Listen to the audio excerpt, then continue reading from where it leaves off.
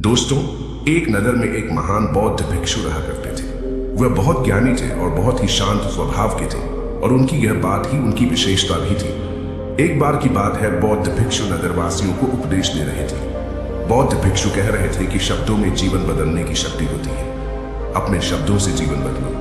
हम जो भी शब्द अपने लिए या दूसरों के लिए कहते हैं या जो भी बातें करते हैं, उस पर हमें ध्यान देना चाहिए। इतना कहकर बौद्ध भिक्षु ने अपना उपदेश समाप्त किया और वहां से चले गए। एक दिन वह बौद्ध भिक्षु एक मार्ग से होकर गुजर रहे थे। उसी मार्ग से एक युवक होकर गुजर रहा था। उस युवक ने जब उन बौद्ध भिक्षु को देखा तो वह जोर जोर से हंसने लगा और कहने लगा, अरे साधु महाराज, आप तो ढोंगी है। आपके उपदेशों में यह कहने से कि शब्दों में बड़ी ताकत है, आपकी बात सत्य नहीं हो जाएगी। ये सब सिर्फ बातें हैं।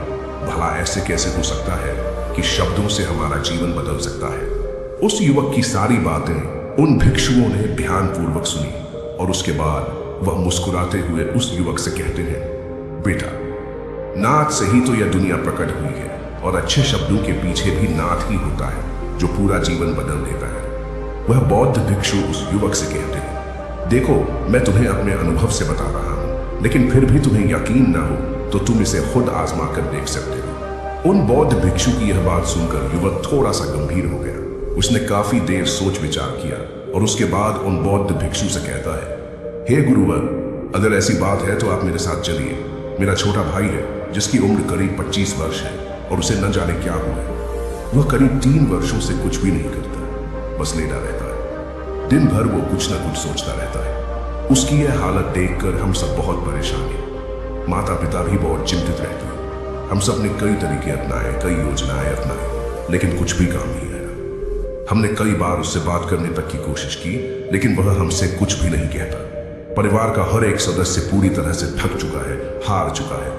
आखिर वह क्या करना चाहता है, किसी को कुछ नहीं पता। तो हमारे शब्दों से उसका जीवन क्यों नहीं बदला? और जैसा कि आप कह रहे हैं कि शब्द सचमुच जीवन बदल सकते हैं, तो क्या आप मेरी मदद करेंगे? इस पर बौद्ध भिक्षु मुस्कुराते हुए उस युवक के साथ चल पड़ते हैं। वह युवक उन बौद्ध भिक्षु को एक खेत में ले जाता है और अपने भाई की तरफ इशारा करके कहता है, हे गुरुवर, यही मेरा भाई है जो पूरे गांव में आलस और मक्कारी के लिए मशहूर है। आप कहते हैं कि शब्दों में वह शक्ति है जो हमारा जीवन बदल सकती है। तो क्या आपके शब्द इसका जीवन बदल सकते हैं? अगर यह सत्य है तो आप इसका जीवन बदल कर दिखाएं। उन बौद्ध भिक्षुओं ने उस युवक के भाई को ध्यानपूर्वक देखा। वह एक पेड़ की छांव में आराम से सो रहा था। जब बौद्ध भिक्षु उस युवक के भाई के पास पहुंचे और आराम से उसके सर पर हाथ फिराते हुए कहते हैं, उठो बेटा, बहुत देर हो चुकी है। यह सोने का समय नहीं, यह तो जागने का समय है। उन बौद्ध भिक्षुओं की आवाज सुनकर वह लड़का थोड़ा सा अचरज में पड़ गया। आखिर कौन है जो मुझे इतने प्यार से जगा रहा है? वरना सभी गांव वाले तो मुझे आलसी और मक्कार ही कहते हैं। आखिर कौन है जो मुझे इतना अपनापन दिखा रहा है? उसने आंखें खोली और आंखें मलते हुए उसने पूछा, हे गुरुवर, आप कौन हैं और यहाँ क्यों आए? इस पर बौद्ध भिक्षु उस युवक से कहते हैं, बेटा, यह प्रश्न तो मैं तुमसे करना चाहता हूँ। तुम कौन हो, यही तो तुम्हें जानने की आवश्यकता है। उन बौद्ध भिक्षुओं की बात सुनकर वह लड़का जोर से हंस पड़ता है और कहता है, हे गुरुवर, यदि आपको मेरे बारे में जानना है तो जाइए और गांव के किसी भी सदस्य से पूछ लीजिए। आपको पता चल जाएगा कि मैं कौन हूं। आपसे हर कोई यही कहेगा कि वह तो आलसी है, मक्कार है, तरह तरह के ताने सुनाएंगे, तरह तरह की बातें कहेंगे। इससे आपको यह जरूर यकीन हो जाएगा और आपको यह पता भी चल जाएगा कि मैं कौन हूं। तभी बौद्ध भिक्षु मुस्कुराते हुए उस लड़के से कहते हैं, सबसे पहले मेरी यह बात सुन लो। मेहनती इंसान के खुद के शब्द उसे अंदर तक चोट पहुंचाते हैं। इसलिए कभी भी अपने आप को कोसो मत। अपने शब्दों को सुधारो। और मेरी यह दूसरी बात भी सुन लो। मैंने उन गांव वालों से नहीं पूछा कि तुम कौन हो। मैं तुमसे पूछ रहा हूं कि तुम कौन हो, लेकिन तुमने तो अपनी आदतें मुझे बताई। आलस तुम्हारी पहचान नहीं, तुम्हारी आदत हो सकती है। और इंसान नहीं, उनकी आदतें खराब होती हैं। इसलिए बेटा, तुम आलसी और मक्कार नहीं हो, यह तो तुम्हारी आदत है। बस इतनी सी बात है जो गांव वाले नहीं समझ सकते। यह सारी बातें सुनकर वो लड़का थोड़ा सा आश्चर्यचकित रह गया, क्योंकि गांव वाले हमेशा उसे मक्कार, आलसी और तरह तरह के ताने ही सुनाया करते थे। उन बौद्ध भिक्षुओं की यह बात सुनकर उस लड़के की आंखों में आंसू आ गए।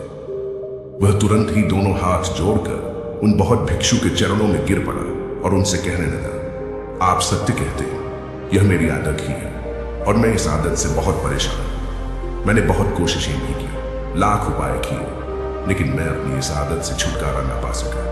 इन आदतों से बाहर आना बहुत कठिन लगा। मैंने कई बार आलस छोड़ने का प्रयास तक किया, पूरी कोशिश भी की, लेकिन कोई लाभ नहीं हुआ। मैं जब भी कोई कार्य करने की कोशिश करता हूं तो पता नहीं क्यों मेरा मन कहीं और भागने लगता है। मेरा दिमाग किसी और दिशा में काम करने लगता है और मैं उस काम पर ध्यान ही नहीं दे पाता। मैं क्या करूं, कैसे करूं, मुझे कुछ भी समझ में नहीं आता। जब भी मैं किताबें पढ़ने की कोशिश करता हूं तो मुझे नींद आने लगती है। मन में एक अजीब सा दर्द महसूस होता है। ऐसा लगता है कि मेरा जीवन यूं ही व्यर्थ जा रहा है और जब मैं इस दर्द को बर्दाश्त नहीं कर पाता तो मैं सो जाता हूं ताकि जब मैं उठूं तो मुझे दर्द न महसूस हो। और अब तो मुझे यह भी यकीन हो चुका है कि मैं इन आदतों से नहीं निकल सकता। ये आदतें मुझे नहीं छोड़ने वाली। इस पर बौद्ध भिक्षु उस लड़के से कहते हैं, बेटा, यदि तुम इस आलस की आदत को छोड़ना चाहते हो तो मैं तुम्हें एक सही उपाय बता सकता हूं, लेकिन उसके लिए तुम्हें कल सुबह मुझे मिलना होगा, तभी वह तरीका मैं तुम्हें बताऊंगा। यदि तुम उस तरीके को सीखना चाहते हो तो कल सुबह मेरे पास चले आना। इतना कहकर बौद्ध भिक्षु वहां से चले गए, लेकिन उन बौद्ध भिक्षु की सारी बातें उस लड़के के कानों में गूंज रही थी।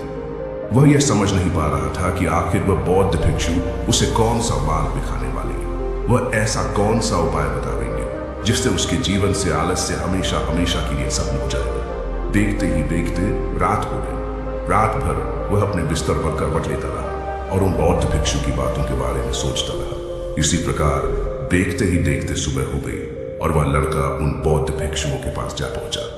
वह लड़का उन बौद्ध भिक्षु को प्रणाम करता है और कहता है, गुरुवर, जैसा कि आपने कहा था, लीजिए मैं आ गया। अब मुझे वह मार्ग बता दीजिए जिसे मैं अपने जीवन से इस आलस्य को निकाल सकता हूं। तभी बौद्ध भिक्षु उस लड़के से कहते हैं, बेटा, जब भी तुम्हारा मन दुविधा में हो, तुम निर्णय न ले पा रहे हो और तुम्हारे मन में तरह तरह के प्रश्न उठ रहे हो कि मैं क्या करूं, कैसे करूं, इस कार्य को पूर्ण कैसे करूं, यह सब कैसे होगा, तब तुम वास्तविकता में अपने अतीत से सोच रहे हो कि पिछली बार तुम्हारे ऐसा करने पर क्या हुआ या अतीत में तुमसे लोगों ने क्या कहा। तो आज से कभी भी अपने अतीत से नहीं बल्कि भविष्य से सोचो। इस पर लड़का कहता है, भविष्य से, वह भला कैसे? तभी बौद्ध भिक्षु उस लड़के से कहते हैं, मान लो कि तुम्हें आज किसी भी चीज की कमी नहीं हुई, तुम्हारे पास वो हर चीज है जो तुम चाहते हो, वह सारी सुख सुविधाएं हैं। तो अब बताओ, तुम अपना जीवन कैसे व्यतीत करना चाहोगे? उन बौद्ध भिक्षु की यह बात सुनकर वह लड़का कुछ देर के लिए सोच में पड़ गया, क्योंकि आज तक उसने सभी गांव वालों के केवल ताने ही सुने थे। किसी ने भी आज तक उसके जीवन के बारे में इससे ऐसी बात नहीं की थी और वह गुरुवर उसे आने वाले भविष्य के बारे में उससे बातें कर रहे थे। उन बौद्ध भिक्षु की यह बात सुनकर वह लड़का खुद से प्रश्न करने लग गया कि अगर मेरे पास सब कुछ होगा, धन की कोई कमी नहीं होगी और सारी सुख सुविधाएं होंगी, तो मैं अपना जीवन कैसे व्यतीत करूंगा? कुछ देर सोच विचार करने के बाद वह उन बौद्ध भिक्षु से कहता है, गुरुवर, मैं यह दुनिया घूमना चाहूंगा, पहाड़ों पर चढ़ना चाहूंगा, समुद्र की रेत पर चढ़ना चाहूंगा और मैं एक बहुत बड़ा व्यापारी बनना चाहूंगा।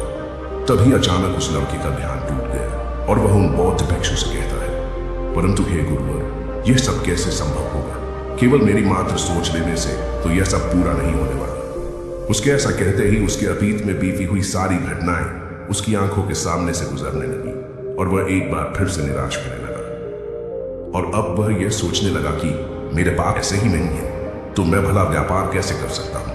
न ही मेरे पास व्यापार का कोई अनुभव है। ऐसी स्थिति में मैं भला यहां से कैसे निकल सकता हूं? उस लड़के के इस प्रश्न का जवाब देते हुए वह बौद्ध भिक्षु उस लड़के से कहते हैं, भंते, हर रात में सोने से पहले तुम हर दिन अपना लक्ष्य एक कागज पर लिखो और सुबह उठकर सबसे पहले उस लक्ष्य को देखो और सोचो कि उस लक्ष्य को पाने के लिए तुम आज क्या कर सकते हो और जो भी तुमने उस कागज पर लिखा होगा उस कार्य को उसी दिन पूरा करने की हर मुमकिन कोशिश करो। इस पर वह लड़का कहता है, ठीक है, आप सच कह रहे हैं, लेकिन जब मैं बहुत सोचने लगता हूं तो मेरा मन बेचैन होने लगता है और मन में तरह तरह के विचार उठने लगते हैं और इन विचारों को शांत करने के लिए मैं सो जाता हूं ताकि वह विचार मुझे परेशान न कर पाए। उस लड़के की इस समस्या का समाधान करते हुए वह बौद्ध भिक्षु उस लड़के से कहते हैं, बेटा, अंतर्मन की चाल को पकड़ो और शब्दों की मदद से नया भविष्य बनाओ। तभी लड़का कहता है, हे गुरुवर, आप क्या कहना चाहते हैं? मैं आपकी बात समझ नहीं पा रहा। इस पर बौद्ध भिक्षु मुस्कुराते हुए कहते हैं, बेटा कैसे होगा? यह जो सवाल है, यह सवाल नहीं बल्कि एक डर है जो तुम्हारे अंतर्मन में बैठा हुआ है, जो तुम्हें अगला कदम लेने से रोक रहा है, तुम्हें कदम आगे बढ़ाने से रोक रहा है। यदि तुम वास्तविकता देखो तो किसी को भी नहीं पता होता कि वह कार्य कैसे होता है, लेकिन एक इंसान जब दृढ़ निश्चय कर लेता है तो वह अपने उद्देश्य को सामने रखकर लगातार प्रयास करता रहता है और वह अपनी सफलता प्राप्त कर ही लेता है। तभी वो लड़का उन बौद्ध भिक्षु से कहता है कि हे गुरुवर, अगर ऐसी बात है तो मन में बार बार चिंता क्यों होती है? मन बार बार बेचैन क्यों हो उठता है? इस पर बौद्ध भिक्षु कहते हैं, बेटा क्योंकि तुम्हें डर है कि तुम कमजोर हो।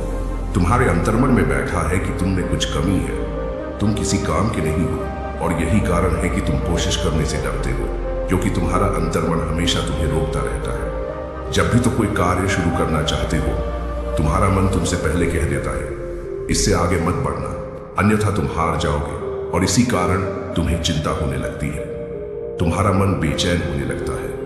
तभी वो लड़का कहता है, गुरुदेव, आपने जो कुछ भी कहा वो बिल्कुल सत्य है, लेकिन अब आप ही मुझे बताइए कि मैं इस परेशानी से बाहर कैसे निकलूं? इसका जवाब देते हुए वो बौद्ध भिक्षु उस लड़के से कहते हैं, बेटा इस समस्या का समाधान बहुत ही आसान और सरल है। तुमने देखा होगा कि अक्सर ही हम अपने आप को दोष देते रहते हैं, अपने आप को तरह तरह के अपशब्द कहते रहते हैं जो हमारे अंतर्मन में जाकर बैठ जाते हैं और वही हमें आगे बढ़ने से रोकते हैं।